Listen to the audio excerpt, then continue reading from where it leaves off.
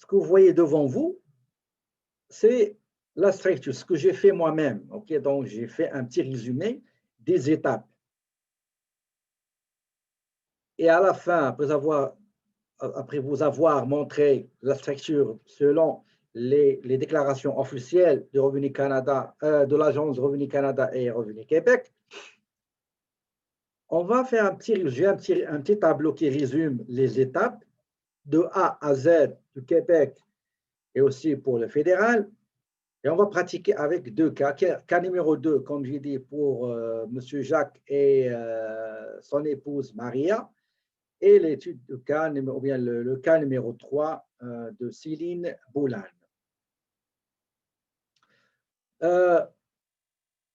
J'aimerais bien attirer votre attention sur le fait que le logiciel Profile sur lequel on va travailler, malheureusement, il ne donne, pour la version scolaire, il donne juste le fédéral.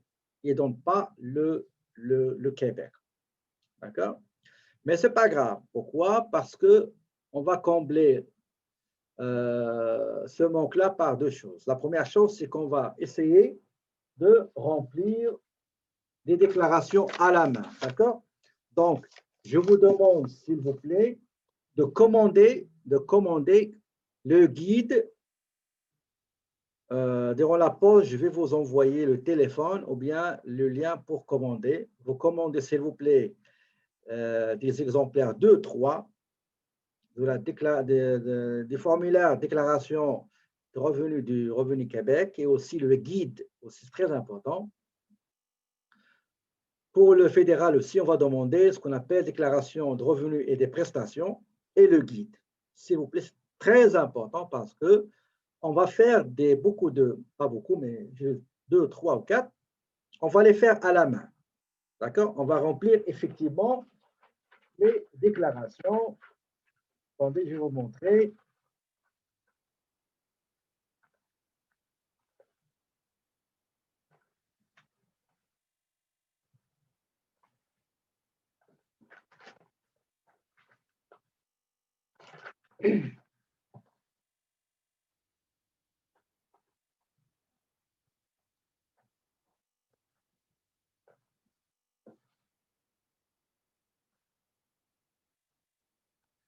Donc, regardez, ça, c'est une déclaration de fédéral. D'accord? Donc, attendez, je vais juste enlever quelque chose.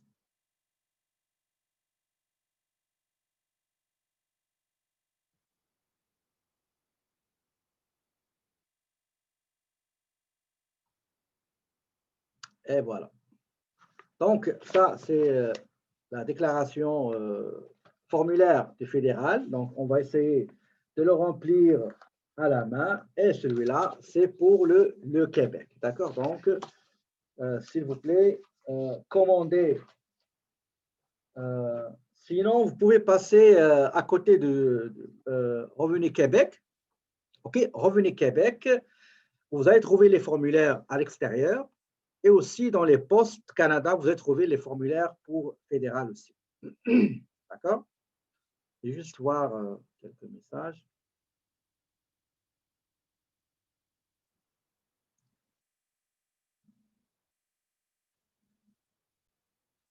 Regardez, nous allons voir la structure. Je vous ai déjà envoyé le fichier. Attendez, je vais vous le montrer tout de suite. Vous voyez ce fichier-là?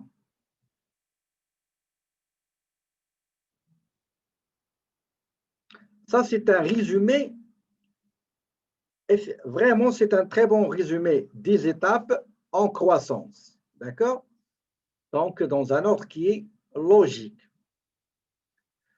Pour le Québec, par exemple, pour le Québec, regardez, nous avons la première chose, il faut calculer le total des revenus gagnés, les revenus gagnés déclarables, qu'ils soient imposables ou non. On a dit qu'il y a par exemple les revenus d'emploi, les revenus d'assurance, prestations d'assurance emploi, les prestations congés, prestations parentales, Nous avons aussi les pensions, les revenus financiers, les revenus d'entreprise, les bourses, etc.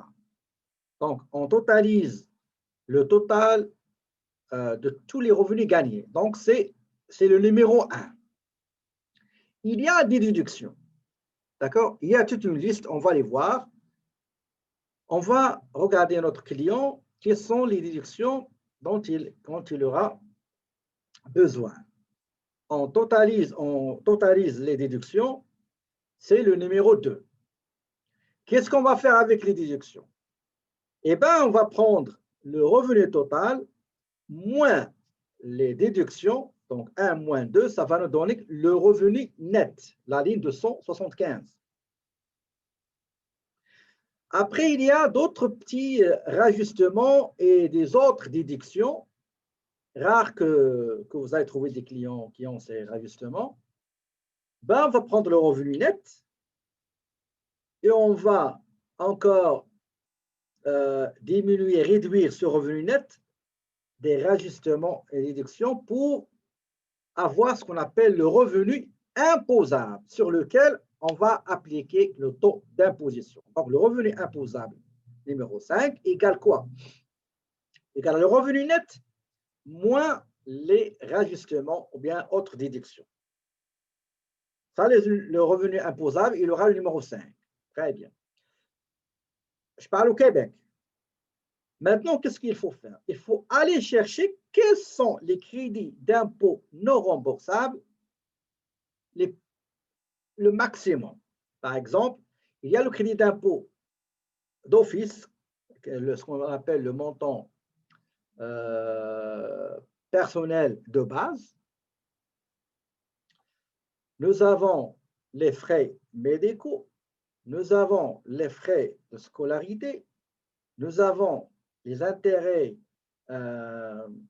payés sur les prêts des études, nous avons les cotisations, des pourcents des cotisations syndicales, nous avons, etc. Donc, je prends le total de tous ces crédits d'impôt et je le multiplie par 15%. D'accord? Par exemple, comment dirais-je, le crédit d'impôt pour achat d'habitation, une nouvelle habitation, ça vous donne 5 000 $. Mais 5 000 $, ce n'est pas le crédit, c'est 15%. Vous avez calculé les frais de scolarité, par exemple, dans l'annexe T, vous avez trouvé, vous savez que les frais de scolarité, dans l'annexe T, si les études ont été faites avant 2013, il y a 20%. Pas de crédit, mais juste le montant.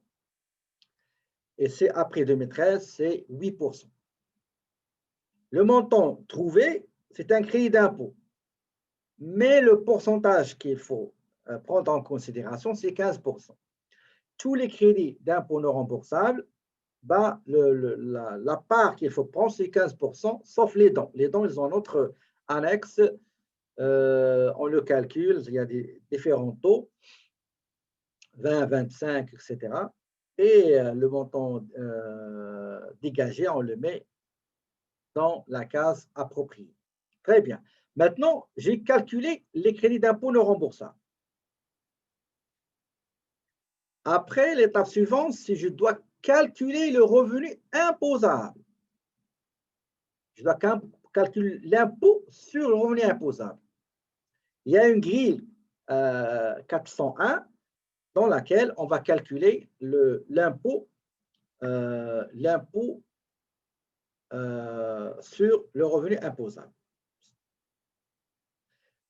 Après, il y a d'autres crédits d'impôt, comme par exemple contribution à des partis politiques. Il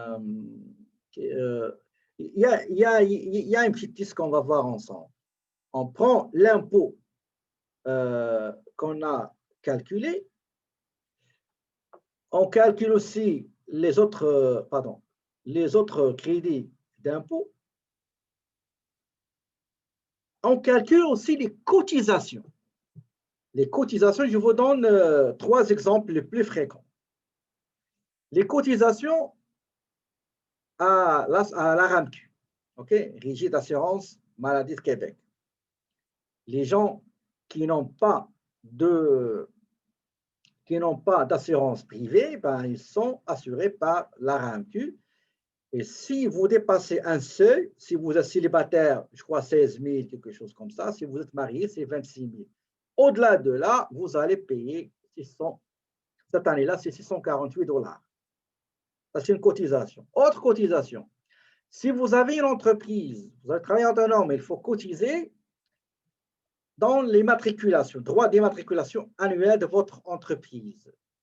Donc, je crois à 32 $. Je ne me rappelle pas du chiffre, mais c'est aux alentours de 32. Autre cotisation, c'est les cotisations de travail autonome à la retraite, RQAP, etc. D'accord? Ça, c'est les cotisations. Maintenant, quel est l'impôt net à payer avec les cotisations?